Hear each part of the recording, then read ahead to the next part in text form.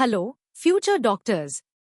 Welcome to this comprehensive session on the anatomy of flowering plants for NEET Class 11 Biology.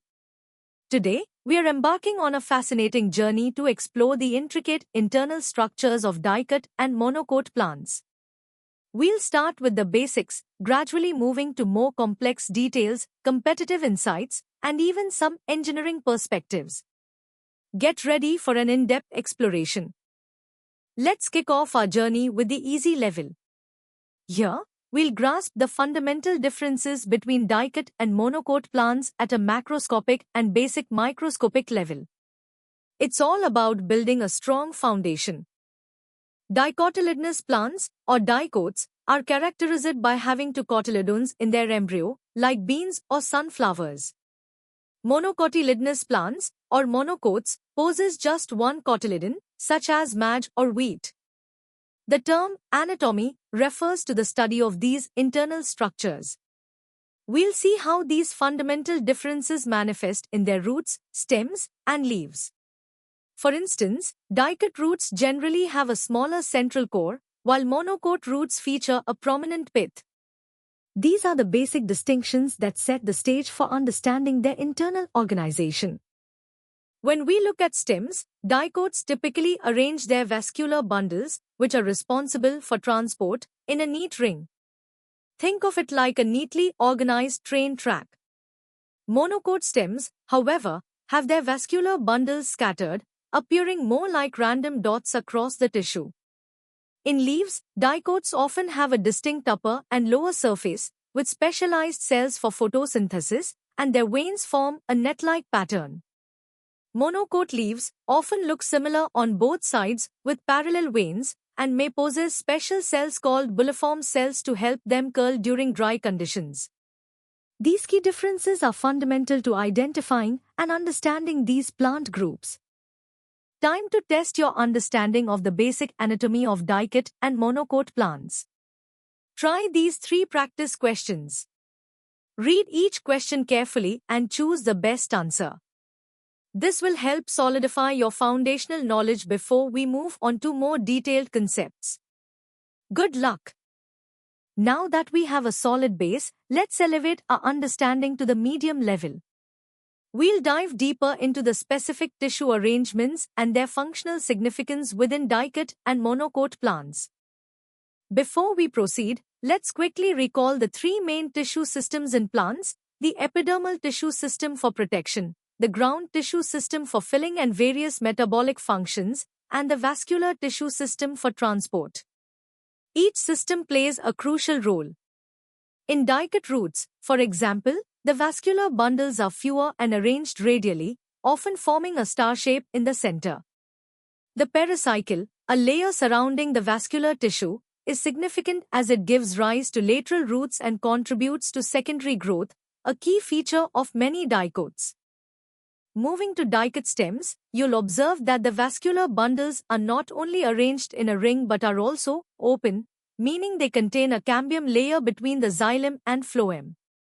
This cambium is vital for secondary growth, allowing dicot stems to increase in girth and become woody. In contrast, monocot stems have their vascular bundles scattered throughout the ground tissue, and these bundles are closed, lacking a cambium. This is why most monocots, like grasses, remain herbaceous and don't form thick, woody stems. Dicot leaves show a clear differentiation of mesophyll into palisade and spongy layers, optimizing photosynthesis, while monocot leaves have undifferentiated mesophyll. The functional significance of these anatomical differences is profound. The presence of cambium in dicots enables them to grow taller and live longer as woody plants, allowing for better light competition. The scattered, closed bundles in monocots provide flexibility and strength suitable for herbaceous growth.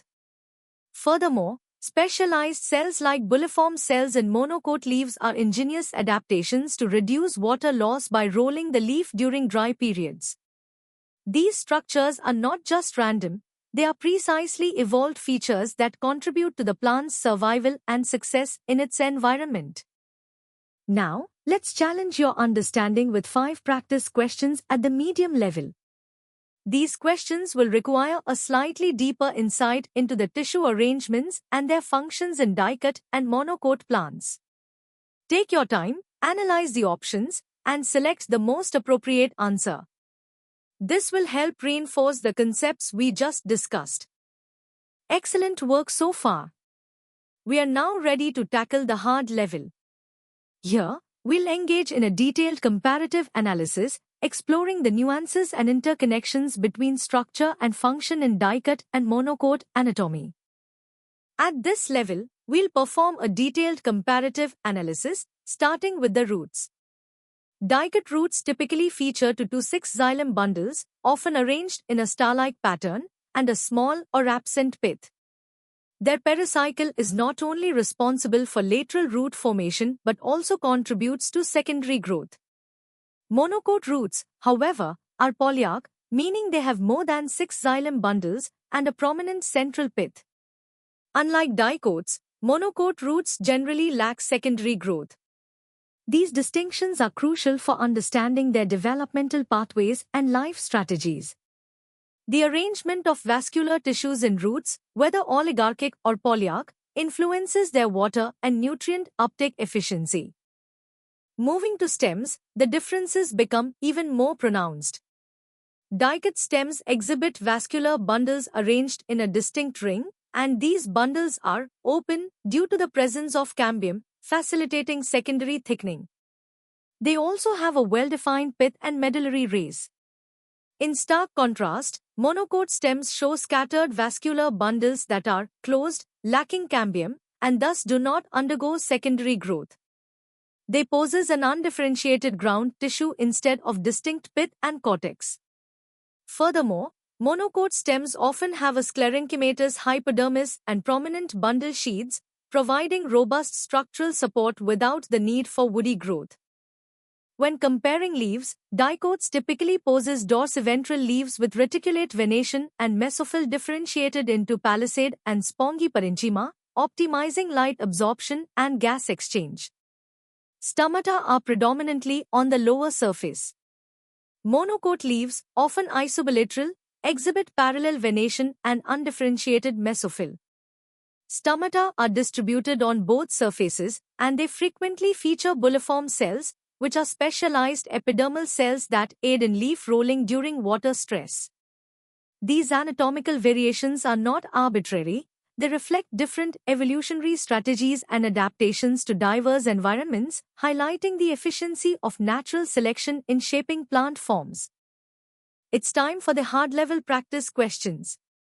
These 7 questions are designed to challenge your analytical skills and your ability to compare and contrast the anatomical features of dicot and monocote plants in detail. Think critically about each option and relate it back to the structural and functional differences we've just discussed. This will prepare you well for the complexities of competitive exams. Congratulations on making it to the hardest level. Here, we'll delve into the most intricate details, competitive exam-level insights, and even touch upon the engineering of plant structures. Get ready for a deep dive into the fascinating world of plant anatomy. At this advanced level, we go beyond basic identification. Consider the precise arrangement of protoxylem and metaxylem within vascular bundles, exarch in roots, protoxylem towards periphery, and indarch in stems, protoxylem towards center, reflecting different developmental origins and functional requirements for water transport.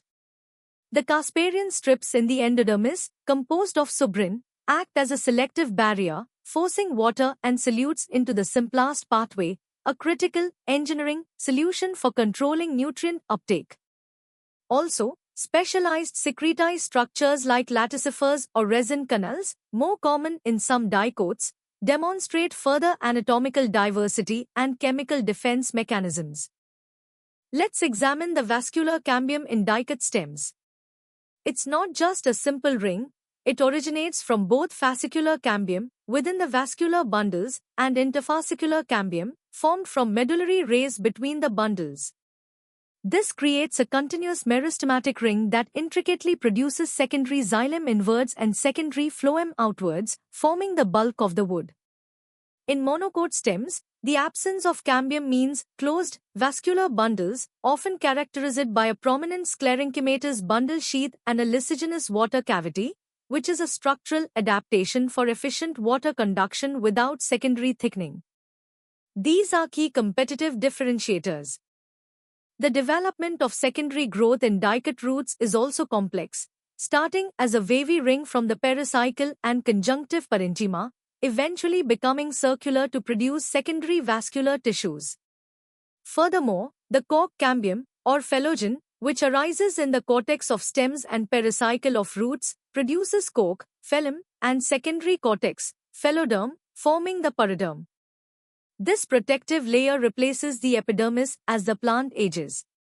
The presence of specialized cells like idioblasts containing calcium oxalate crystals or tannins is another layer of detail.